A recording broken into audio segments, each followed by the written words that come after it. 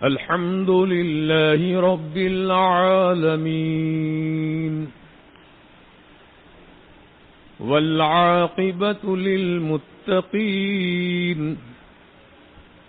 والصلاة والسلام على سيدنا سيد الأنبياء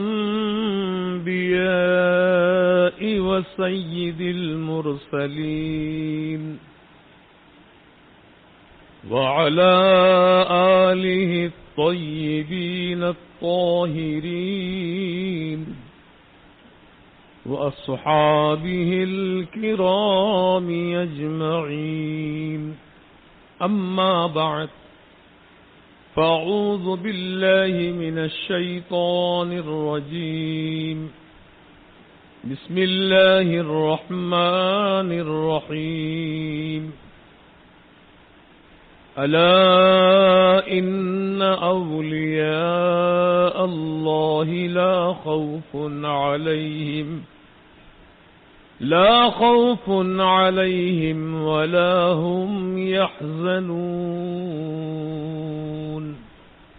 صدق الله العظيم وبلغنا رسوله النبي المتين الأمين الكريم عزیزان ملت اسلامیہ، بزرگوں اور نوجوان دوستوں اور عزیز بچوں، عقیدت و محبت کے ساتھ، کامل توجہ اور بھرپور وارفتگی کے ساتھ ہم سبھوں کے آقا و مولا، مدنی دلہا، تاجدار عرب و عجم، صاحب لطف و کرم، باعث تخلیق آدم و بنی آدم، اللہ کے حبیب، انبیاء کے خطیب، زخم خوردہ انسانیت کے طبیب، ارواحنا فدا حضور احمد مجتبی محمد مصطفیٰ صلی اللہ تبارک و تعالی علیہ وسلم کی بارگاہ کرم میں ہدیہ درود و سلام پیش کرنے کی سعادتیں حاصل کریں۔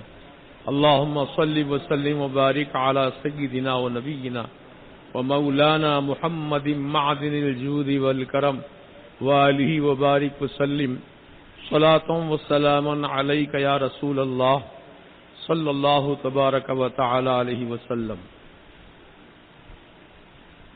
آنے والا مقدس مہینہ رجب شریف کا ہے، اور رجب شریف کی 6 تاریخ کو نائب رسول فی الہند سلطان الہند غریب نواز علیہ رحمت و رضوان کا عرس پاک ہے۔ اس نسبت سے میں نے جو قرآن کریم کی آیت پڑھی، اللہ تبارک و تعالی اپنے پیارے ولیوں کا ذکر اس آیت میں یوں فرمایا کہ سن لو کا مطلب اچھی طرح سن لو، بے خبر نہ رہنا، خبردار، ہوشیار۔ ان اولیاء اللہ، بے شک اللہ کے ولیوں کو کوئی خوف نہیں۔ دنیا والے ڈرانا چاہے لیکن وہ نہیں ڈرے، جادوگر جادو کے ذریعے ان کو بھگانا چاہے لیکن وہ نہیں بھاگے بلکہ جادوگروں کو بھگا دیا۔ بہرحال اللہ والوں سے دنیا والے ہمیشہ ٹکر لیتے رہے، مگر کامیابی اللہ والوں کی ہوئی۔ سرکار غریب نواز رضی اللہ تعالی عنہ ہندوستان میں آنے سے پہلے ہی راجا کو یہ علم ہو چکا تھا نجومیوں کے ذریعے کہ ایک درویش آنے والے ہیں ہندوستان کی سرزمین پر جو تیری حکومت کا خاتمے کا سبب بنیں گے۔ چنانچہ اس نے اپنی دانائی اور اپنی حکمت کے تحت ہندوستان کی سرحدوں پر پہرا بٹھا دیا کہ کوئی بھی اجنبی آدمی ہندوستان کی سرحد میں داخل نہ ہونے پائے۔ اللہ اکبر! دیکھیے یہ انتظام ہے دنیا والوں کا، اور اللہ کے ولی آئے، کوئی سپاہی نہ روکا، نہ روک سکے، بلکہ آپ ہندوستان میں داخل ہو گئے۔ سبحان اللہ، یہ اللہ والوں کی شان ہے۔ حالانکہ اللہ والے کے ساتھ چند آپ کے مریدین تھے، فقراء، سمجھے آپ، اور کوئی لشکر نہیں تھا، کوئی سپاہی نہیں تھے جو یہاں کے سپاہی وہ سپاہیوں سے ڈر کے راستہ دے دیں، ایسا کچھ نہیں تھا، خالی ہاتھ تھے، اور وہ اللہ اور اس کے رسول کا ذکر کرتے ہوئے ہندوستان کی سرحد میں داخل ہو گئے۔ جب پرتھوی راج کو یہ معلوم ہو گیا کہ ہندوستان میں جس کا آنے کا خوف تھا وہ آ چکے ہیں، تو بڑی کوششیں کی اس نے، صلح سے آپ اجمیر کی سرزمین پر پہنچے۔ جب پہنچ گئے تو اجمیر نہ رہا بلکہ اجمیر شریف ہو گیا۔ جب تک نہیں پہنچے تھے اجمیر تھا، جب آپ کے قدم وہاں پڑ گئے تو اجمیر شریف ہو گیا۔ سبحان اللہ و بحمدہ سبحان اللہ العظیم۔ تو جب آپ کی وہاں آمد ہوئی تو راجا کے سپاہیوں نے کہا کہ یہاں سے اٹھو، یہ راجا کے اونٹوں کے بیٹھنے کی جگہ ہے۔ تو غریب نواز سرکار کی زبان سے نکلا کہ ٹھیک ہے، بیٹھتے ہیں تو بیٹھنے دو، یہ بیٹھے رہیں۔ اس قسم سے الفاظ آپ کی زبان سے نکلے۔ دوسرے دن جب راجا کی سواری نکلنے والی تھی، اونٹوں کو منگوایا تو کوئی بھی اونٹ اپنی جگہ سے ہلنے تیار نہیں ہے، اٹھنے تیار نہیں ہے۔ بڑی کوششیں کی لیکن ناکام رہے۔ راجا تک اطلاع پہنچائی گئی کہ کوئی بھی اونٹ جگہ سے اٹھنے کو تیار نہیں ہے۔ تو معاملہ کیا ہے؟ کہا وہ جو فقیر لوگ آئے ہیں، درویش لوگ آئے ہیں، انہوں نے کہا تھا کہ بیٹھتے ہیں تو بیٹھنے دو۔ تو سمجھ گیا وہ راجا کہ ان سے جا کر معافی مانگو۔ دیکھو آپ کیسے دنیا والے اللہ والوں کے سامنے جھک جاتے ہیں۔ کہا کہ اے بابا، ہمیں معاف کر دو، ہم سے غلطی ہو گئی، اونٹوں کی بیٹھنے کی جگہ پر آپ کو ہم نے ہٹا دیا تھا، آپ نے اتنا فرمایا کہ بیٹھتے ہیں تو بیٹھنے دو، اب وہ اٹھنے کا نام نہیں لے رہے ہیں۔ غریب نواز سرکار نے اپنی کرامت دکھائی اور کہا کہ جاؤ، اونٹ کھڑے ہو گئے۔ جب آ کر دیکھا تو واقعی پورے اونٹ کھڑے ہیں۔ یہ کیا ہے؟ اللہ والوں کی زبان سے جو کلمات نکل جاتے ہیں، یہ اللہ تعالیٰ اس سے پورا کر دیتا ہے۔ گفتئے او گفتئے اللہ بوت، گرچہ از حلقوم عبداللہ بوت۔ اللہ کا بندہ جب کوئی بات کہتا ہے تو زبان تو اللہ کے بندے کی ہوتی ہے، لیکن کلمات جو ہوتے ہیں وہ اللہ کے ہوتے ہیں۔ تو اللہ کا حکم کیوں پورا نہیں ہوگا؟ بتائیے، اللہ کا حکم کیوں پورا نہیں ہوگا؟ اللہ تعالیٰ جو چاہتا ہے کرتا ہے۔ وہ چاہے تو ہمالیہ پہاڑ کو ذرہ بنا دے، وہ چاہے تو ذرے کو ہمالیہ پہاڑ کے 10 گنا بڑا بنا دے، 50 گنا بڑا بنا دے، کروڑ درجہ زیادہ بڑا بنا دے۔ اب اس کی ایک مثال میں آپ کو دیتا ہوں، اللہ تعالیٰ چاہے تو کیا نہیں ہوتا ہے۔ دیکھیے، حشر کے میدان میں جب بندوں کے اعمال تولے جائیں گے تو ایک بندہ ایسا بھی لایا جائے گا جس کے نامہ اعمال میں نیکیاں بہت مختصر ہوں گی اور گناہ کا انبار ہوگا۔ جب تولا جائے گا تو لازمی بات ہے گناہوں کا وزن زیادہ، نیکیوں کا پلڑا ہلکا۔ وہ بندہ سمجھ جائے گا کہ اب تو مجھے جہنم میں جانا ہے۔ اللہ تعالیٰ کا فیصلہ پہلے ہی ہو چکا ہے، فمن ثقلت موازینہ فہو فی عیشۃ راضیہ ومن خفت موازینہ فامہ ہاویہ، کہ جس کا نیکیوں کا پلڑا بھاری ہوگا وہ چین کے باغوں میں جنت میں ہوگا، ومن خفت موازینہ فامہ ہاویہ، اور جس کا پلڑا نیکیوں میں ہلکا ہوگا اور گناہوں میں وزن ہوگا اس کا ٹھکانہ حاویہ ہے، جہنم کا ایک گڑھا ہے جس کو حاویہ کہتے ہیں، اس جہنم میں اسے جانا ہے۔ قرآن میں اللہ تعالیٰ نے پہلے ہی ارشاد فرما دیا، وہ بندہ بے چین ہو جائے گا۔ اس کے بعد اللہ تعالیٰ فرشتوں کو حکم دے گا، اے فرشتوں، یہ کاغذ کی پڑیا ہے، اس کو اس کے نیکیوں والے پڑے میں ڈالو۔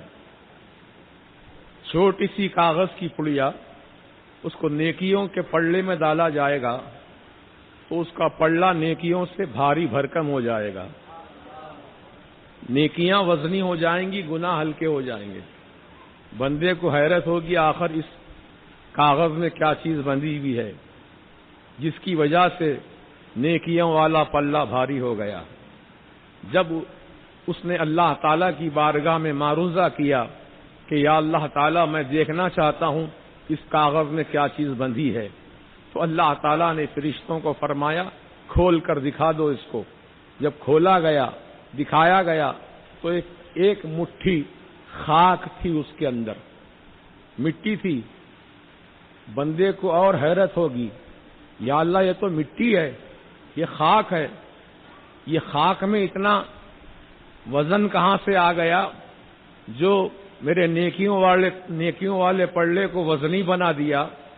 تو اللہ تعالیٰ کا ارشاد ہوگا، اے بندے، ہے تو گناہگار، لیکن میرے ایک ولی کا انتقال ہوا تھا، میرے ولی کے جنازے میں تو شریک ہوا تھا۔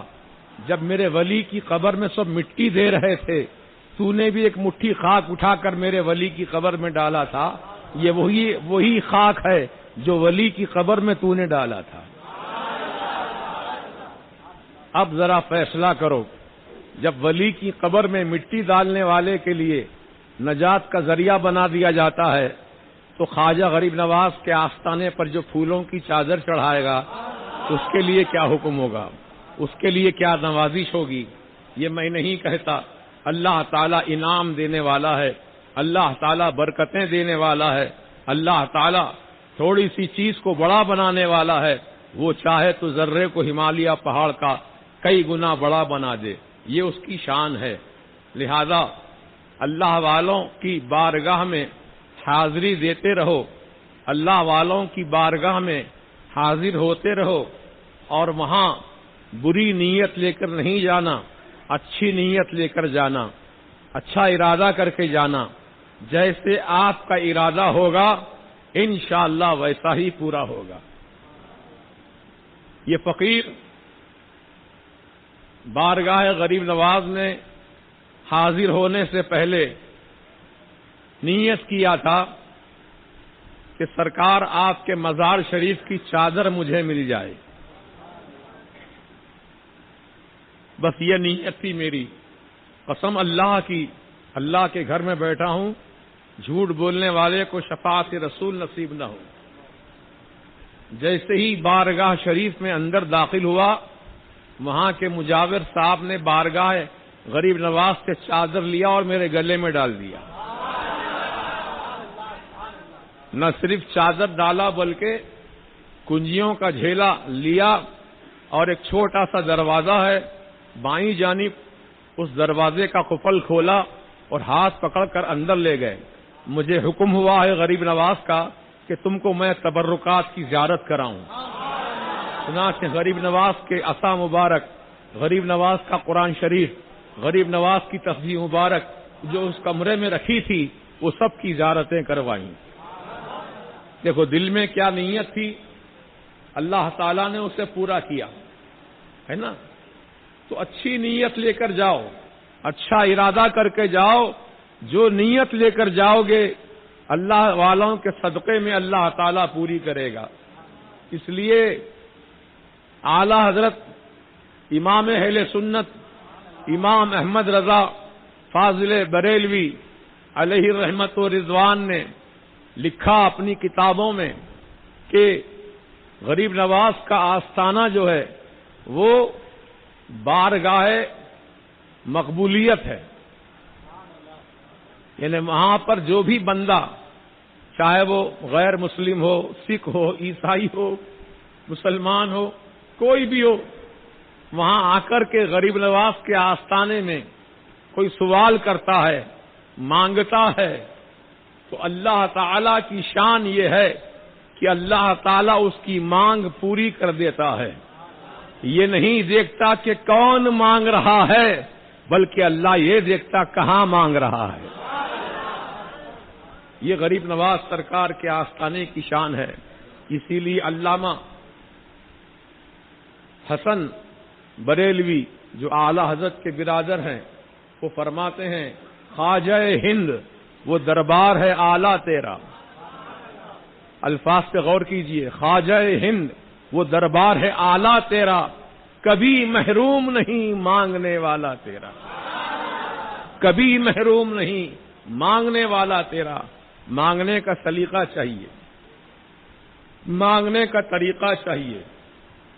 جو بھی مانگنا ہو دل سے، زبان پہ کہنے کی ضرورت نہیں ہے، دل سے نیت کر لو، عطا ہو جائے گا، جو مانگو ملے گا۔ سمجھے آپ؟ اب دوسرا واقعہ جو میرے سے متعلق ہے وہ سنا دیتا ہوں آپ کو کہ غریب نواز کیسی مرادیں پوری ہوتی ہیں ان کے آستانے میں، اللہ تعالیٰ کیسی لاج رکھتا ہے۔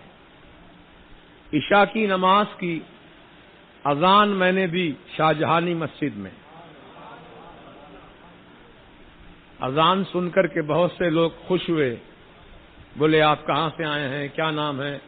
میں نے بتایا کہ میں حیدرآباد سے آیا ہوں، میرا نام یہ ہے محمد مجیب علی۔ تو بہت خوش ہوئے لوگ جو سنے تھے۔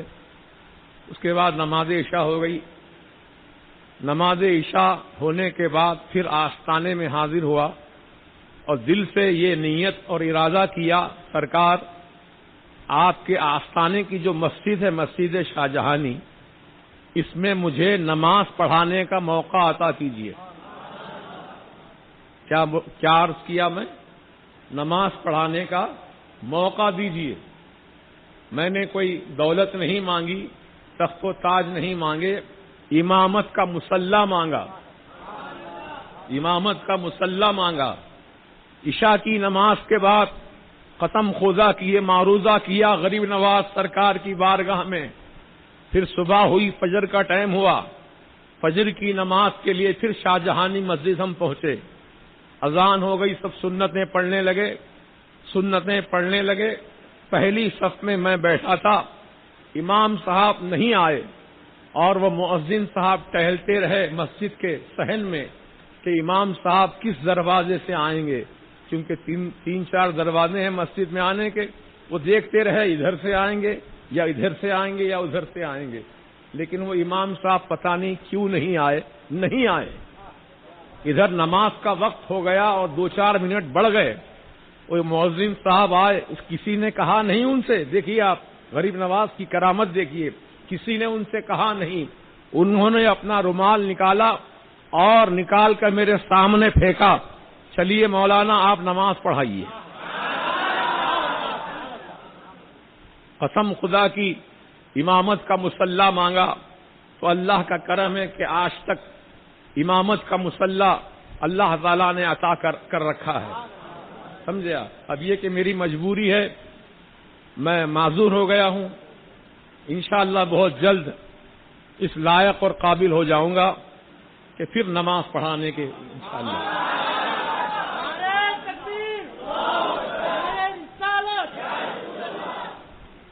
تو عزیزان محترم، کہنے کا مطلب یہ اپنی شان نہیں بگاڑ رہا ہوں، بلکہ غریب نواز سرکار کے بارگاہ میں جو قبولیت ہوتی ہے دعاؤں کی وہ بتا رہا ہوں، کیونکہ یہ نہیں دیکھا جاتا کون مانگ رہا ہے، بلکہ یہ دیکھا جاتا ہے کہاں مانگ رہا ہے۔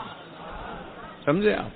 تو غریب نواز سرکار کے آستانے پر جو بھی بندہ، چاہے وہ ہندو ہو، مسلمان ہو، سکھ ہو کہ عیسائی ہو، سب کی مانگ پوری ہوتی ہے۔ اس لیے ان کے آستانے پر ہر قوم کا آدمی آتا ہے، ہر مذہب کا ماننے والا آتا ہے اور بڑی عقیدت و محبت کے ساتھ آتا ہے۔ تو عرض کرنے کا مقصد یہی ہے کہ اللہ والے کی شان یہ ہے کہ وہ جو اللہ تعالیٰ کی بارگاہ میں جس کی دعا پر آمین کہہ دیتے ہیں، اس کی دعا یقیناً قبول ہو جاتی ہے۔ غریب نواز کے پیر و مرشد حضور سیدنا خواجہ عثمان ہارونی علیہ رحمت و رضوان نے اللہ تعالی سے وعدہ لیا. دیکھیے اللہ والوں کی شان کیا ہوتی ہے. انہوں نے اللہ تعالی سے وعدہ لیا اور عرض کیا مولا یہ میرا مرید ہے معین الدین حسن، میرا مرید ہے اور میں اس مرید پہ ناز کرتا ہوں. اے اللہ پاک تم اس سے وعدہ فرما میرے مرید کی بارگاہ میں آ کر جو بھی بندہ دعا مانگے تو اس کی دعا قبول کرنا. اللہ نے وعدہ کیا کہ ہاں تیرے مرید کے آستانے پر آ کر جو دعا مانگے گا اللہ تعالیٰ نے وعدہ فرمایا کہ میں اس کی دعا قبول کروں گا. سمجھا؟ یہ ہے اللہ والوں کی شان. اس لیے اللہ تعالیٰ نے فرمایا الا ان اولیاء اللہ لا خوف علیہم ولا هم يحزنون. آگاہ ہو جاؤ، خبردار ہو جاؤ، ہوشیار ہو جاؤ، اچھی طرح سن لو، بے شک اللہ کے ولیوں کو کوئی خوف نہیں.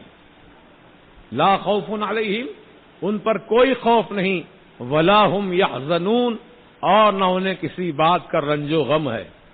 رنج و غم بھی نہیں ہے اللہ والوں کو، خوف بھی نہیں ہے. خوف ہے تو کس کا ہے؟ اللہ تعالی کا خوف ہے.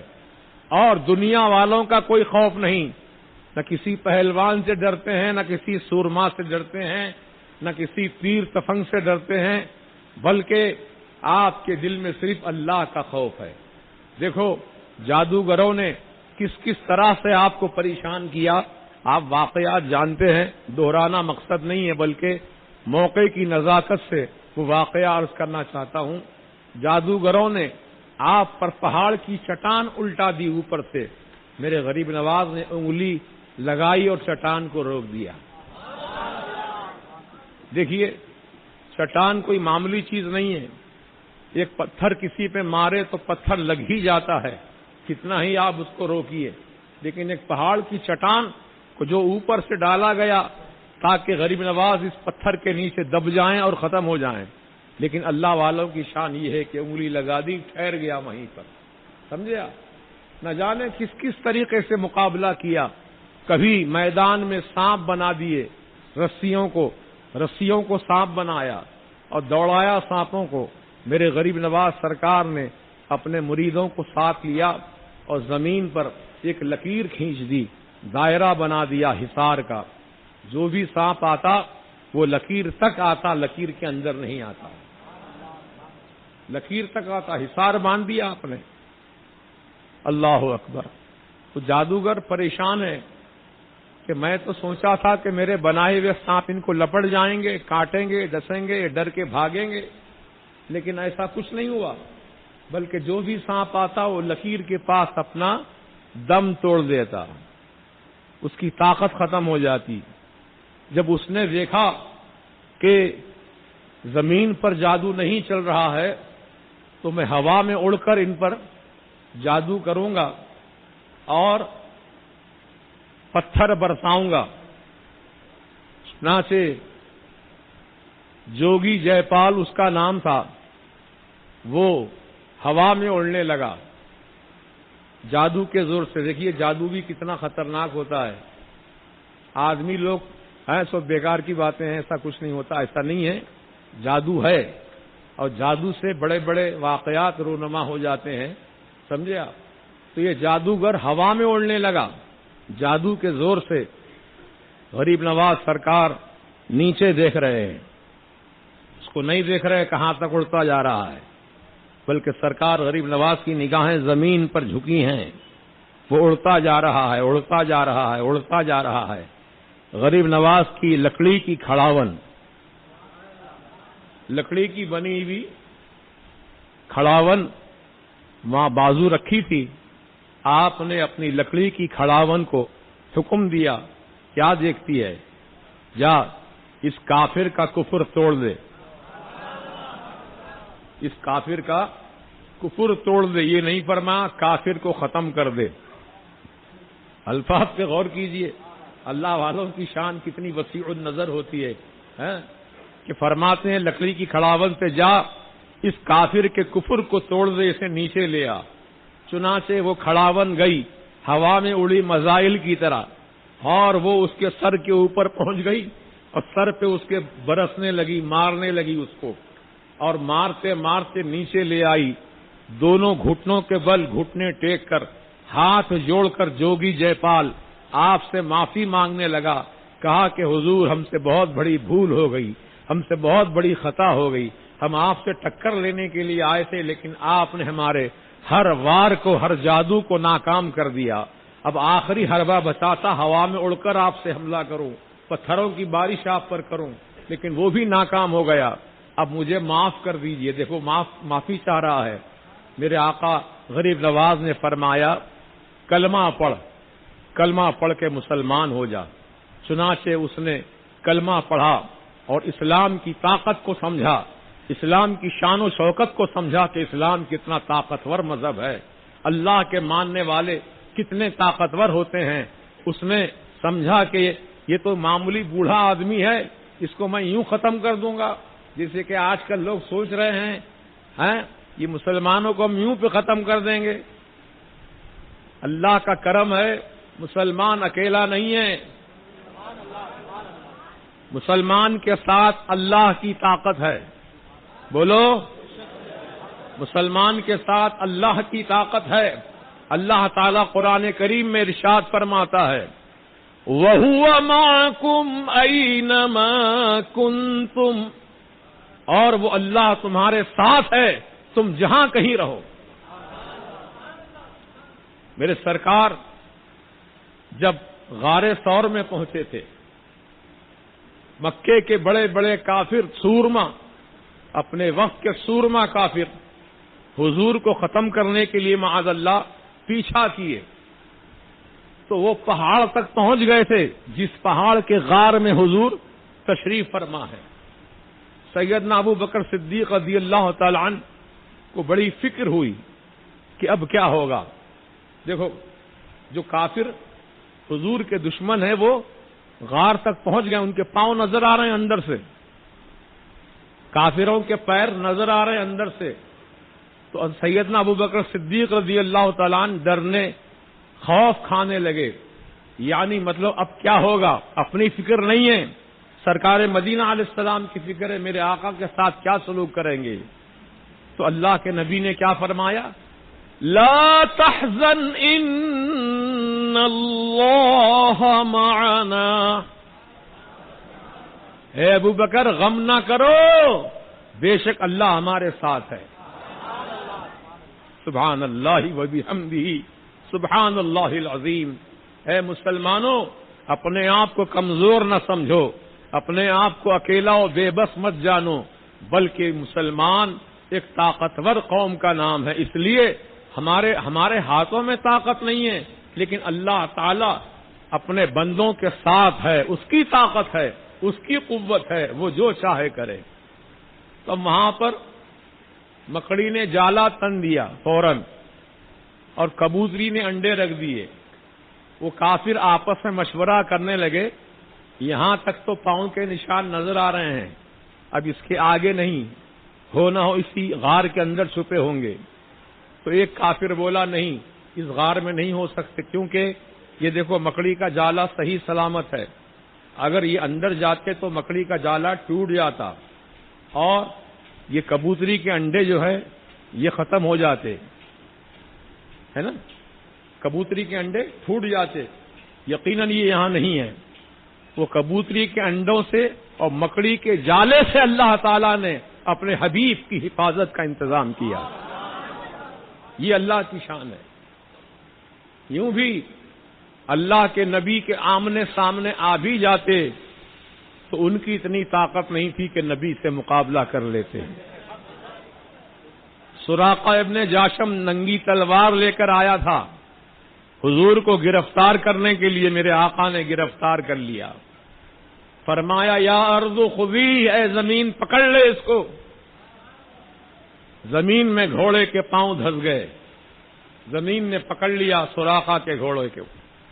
نبی کی شان یہ ہے، نبی سے کون مقابلہ کر سکتا ہے نا، بڑے بڑے پہلوان بھی نبی سے مقابلہ کرنے کے لیے آئے، لیکن حضور نے صرف اپنا ہاتھ رکھا تو چاروں خانے شست ہو گئے۔ قسم خدا کی کئی مرتبہ ایسا ہوا کہ حضور نے صرف ہاتھ رکھا، چاروں خانے چت، تو لوگ جو دیکھ رہے تھے انہوں نے پوچھا اس پہلوان سے کہ کیا ہو گیا، تو مشہور و معروف پہلوان ہے، محمد سے تو مقابلہ نہیں کر سکا صلی اللہ علیہ وسلم، حالانکہ وہ دیکھنے میں دبلے پتلے ہی ہیں، تو اتنا طاقتور پہلوان مقابلہ نہیں کر سکا، کیا معاملہ ہے؟ تو اس پہلوان نے کہا جب وہ نبی اپنا ہاتھ رکھتے تھے میرے کندھے پر تو میرا کندھا، میرا جسم اس ہاتھ کے وزن کو برداشت نہیں کر سکتا تھا. یعنی کیا تھا؟ ایسا معلوم ہوتا تھا کہ ایک بہت بڑی پہاڑ کی چٹان میرے اوپر رکھ دی گئی ہے، میں گر پڑتا. اللہ اکبر. تو نبی سے کون مقابلہ کرے؟ یہ نبی کے شہزادے ہیں، نبی کے وارث ہیں، نبی کے نائب ہیں. کون؟ سرکار غریب نواز رضی اللہ تبارک و تعالی عنہ. ان سے بھی مقابلہ کرنا کوئی آسان کام نہیں، نہ آسان بات ہے، بلکہ بڑے بڑے جادوگروں نے جو ہوا میں اڑنے والے تھے جادو کے زور سے مات کھا گئے اور دونوں گھٹنے، دونوں ہاتھ جوڑ کر معافی مانگنے لگے. عزیزان محترم، اس واقعے میں دو چیزیں قابل غور ہیں. پہلی چیز یہ ہے کہ وہ ہوا میں اڑتا رہا، غریب نواز نے اس کو یوں کر کے دیکھا نہیں، آنکھ اٹھا کر دیکھا نہیں اس کافر کو. وہ تو کافر تھے نا جب اڑ رہا تھا. وہ اڑتا رہا اڑتا رہا. اس کے بعد غریب نواز نے اپنی کھڑاون کو بھیجا. تو یہاں پر ایک نقطہ یہ بیان کرنا ہے کہ غریب نواز نے دیکھا کیوں نہیں اس کو، کہاں تک جا رہا ہے. دیکھ لیتے تو کیا ہو جاتا. تو سنو، اس وقت غریب نواز سرکار کی آنکھوں میں جلال تھا. کیا تھا؟ جلال تھا، جلال. کیونکہ غریب نواز کے سامنے اڑ کر بتا رہا ہے کہ میں یہ شان رکھتا ہوں. غریب نواز نے اپنی کھڑاون کو بھیجا، وہ ہوا میں اڑ کر گئی. یعنی مطلب یہ ہے کہ غریب نواز سرکار نے اس کافر کو دیکھا نہیں. اگر دیکھ لیتے تو وہ ہوا ہی میں جل کر خاکستر ہو جاتا، نگاہ جلال سے جل کر خاکستر ہو جاتا، یعنی کافر کفر کے ساتھ مر جاتا. جبکہ اللہ کی مرضی یہ ہے کہ اس کافر کا کفر توڑے، اس کو اسلام کی دولت عطا فرمائے. چنانچہ اللہ تعالیٰ نے کرم کیا اور اسلام قبول کیا. جوگی جے پال نے، میرے غریب نواز نے نام رکھا، آج سے تمہارا نام عبداللہ ہے. عزیزان محترم، انشاءاللہ 23 فروری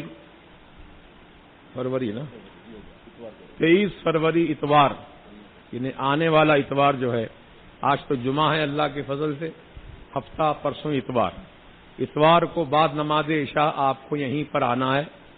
انشاءاللہ عظیم الشان جلسہ شان صدیق ابو بکر رضی اللہ تعالیٰ عنہ اور عرس سلطان الہند حضرت سیدنا خواجہ غریب نواز رضی اللہ تعالیٰ عنہ. اس جلسے کو حضرت علامہ مولانا عبد المصطفیٰ حشمتی صاحب مخاطب کریں گے اور انشاءاللہ مقامی علماء بھی رہیں گے. تو آپ حضرات سے گزارش ہے کہ آپ لوگ کثیر تعداد میں تشریف لا کر کے عند اللہ معجور ہوں. اور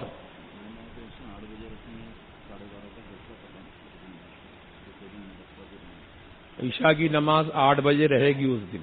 اب روزانہ کب پڑھ رہا ہوں؟ 8:45. روزانہ جو ہے 8:45 کو ہوتی تھی، لیکن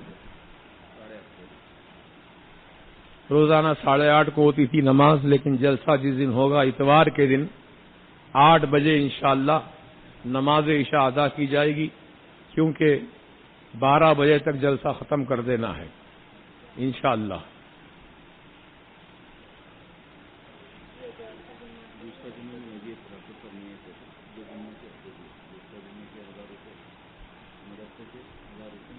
اچھا، ڈاکٹر پیرا حسین صاحب گزشتہ جمعہ کے اور اس جمعہ کے 500 روپے، یعنی 1000 روپے مسجد کے لیے، 1000 روپے مدرسے کے لیے عنایت فرمائے. اللہ تعالیٰ جزائے خیر دے. مسجد کے مصلی اکبر کے 200 روپیہ مدرسے کے لیے دیے ہیں، مرکز کے لیے. کیا نام آپ کا؟ محمود رضا اس لڑکے نے 500 روپیہ مدرسے کے لیے دیے ہیں. کیا نام ہے؟ سید مجاہد علی اپنے والد مرحوم کے ایصال ثواب کے لیے 1100 روپیہ عنایت فرمائیں. اللہ تعالیٰ ان کے والد کو اس کی بہتر جزا عطا فرمائے. کیا نام ہے؟ محمد وسیم. محمد وسیم صاحب نے ماشاءاللہ 1200 روپیہ مرکز کے لیے دیے. اللہ جزائے خیر دے. ہاں جلسے کے لیے ہمارے بھائی عبد الکریم ماشاءاللہ. مسجد کے لیے کیا نام؟ سید رحمت صاحب نے مسجد کے لیے 1100 روپے غالباً عنایت فرمائیں. اللہ تعالیٰ جزائے خیر دے. کیا نام؟ اچھا آپ کا ہی نام ہے. یہ ہمارے سہیل رضا اویس رضا جو 500 روپیہ مدرسے کے لیے دیے ہیں. اللہ تعالیٰ جزائے خیر دے. اللہ تعالیٰ برکتیں عطا فرمائے.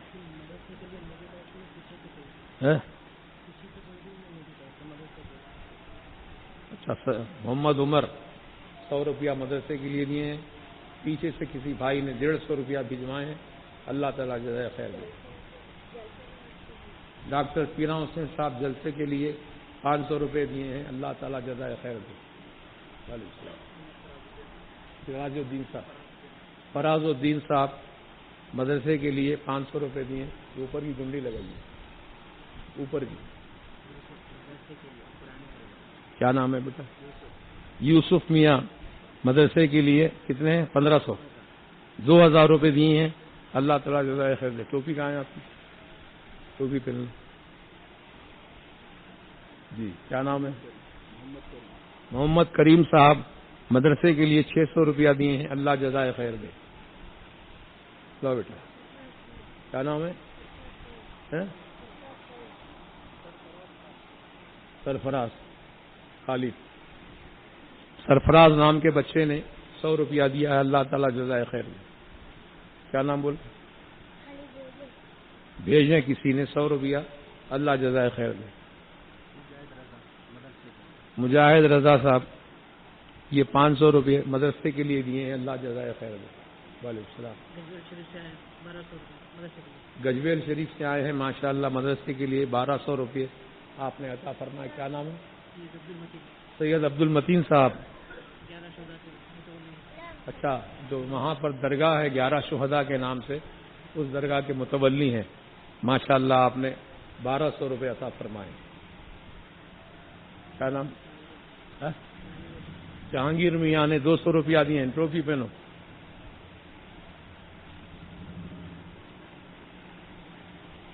کیا نام ہے؟ محمد حبیب صاحب نے 1000 روپے مدرسے کے لیے دیے ہیں. اللہ تعالیٰ جزائے خیر دے. ماشاءاللہ آپ نے جو اپنی اعانتیں پہنچائی ہیں اللہ پاک اس کا بہتر سے بہتر صلہ عطا فرمائے اور آپ کے کاروبار میں، دولت میں، عزت میں، ایمان و عمل میں اللہ تعالیٰ خوب برکتیں عطا فرمائے. کیا نام ہے؟ شاکر رضوی 500 روپے مدرسے کے لیے دیے ہیں. اللہ جزائے خیر دے. آپ جانتے ہیں تعمیری کام آغاز ہو چکا ہے. اب اس وقت آپ کی اعانت کی ضرورت ہے. آپ کی نگاہوں کے سامنے ہے. ایسا نہیں کہ کسی دوسرے گاؤں میں بن رہا ہو، نہیں، اسی جگہ بن رہا ہے. پلر پڑ رہے ہیں. آپ اپنی آنکھوں سے مشاہدہ کر سکتے ہیں کیا کیا چیز کی ضرورت پڑ سکتی ہے یہاں پر. وہ چیزیں فراہم کرنا آپ کی ہماری ذمہ داری ہے. اللہ پاک ہم سب کو توفیق رفیق عطا فرمائے. پیچھے سے کسی بھائی نے دیے ہیں ماشاءاللہ 1500 روپے. 2000 روپے بھجوائیں. معاف کرنا 2000 روپے ہیں. اللہ پاک جزائے خیر سے جو بھی دیے ہیں اللہ تعالیٰ آپ کے. سید عمران علی، سید جمال علی نے 500 روپیہ دیے ہیں. اللہ تعالیٰ جزائے خیر دے. جاؤ. اور کوئی دے رہے ہیں؟ ماشاءاللہ. جناب محمد کلیم بھائی 25 پہلے 28,500 روپئے ضمانت دے دی. جناب محمد کلیم بھائی انجینئر صاحب ہے بچے تبلیغ جناب محمد کلیم بھائی 100 تھیلے سیمنٹ ماشاءاللہ 100 تھیلے سیمنٹ کے پیسے 28,000 روپے 28,500 روپے کی عنایت فرمائیں. اللہ تعالیٰ خوب خوب جزائے خیر دے. جناب یوسف خان صاحب اپنے خاندان کے اصالے ثواب کے لیے 50 تھیلے سیمنٹ کے بھیج دیے الحمدللہ. جناب یوسف خان صاحب اپنے خاندان کے ایصال ثواب کے لیے 50 تھیلے سیمنٹ بھجوا دیے ہیں. اللہ تعالیٰ جزائے خیر عطا فرمائے. کیا بیٹا نام؟ محمد نام کے اس نوجوان بچے نے 1100 روپے مدرسے کے لیے عنایت کی ہیں. اللہ تعالیٰ جزائے خیر دے. یہ ہمارے احتشام صاحب کے ذریعے سے ابو سلام میں 11,000 روپے ہے اس کے محمد افسر شریف صاحب. محمد افسر شریف صاحب کی طرف سے 11,000 روپے وصول ہوئے اور محمد ذاکر بھائی ان کے والدین کے اصالے ثواب کے لیے 20 ٹن ریتی بھیج رہے ہیں. ان کے والدین کے ایصال ثواب کے لیے 20 ٹن ریتی مرکز کے لیے بھیج رہے ہیں اور یہ احتشام بھائی کے ذریعے سے وصول ہوا ہے. اللہ پاک احتشام بھائی کو بھی اور ان دینے والوں کو بھی اللہ تعالیٰ خوب خوب جزا عطا فرمائے. جزاکم اللہ.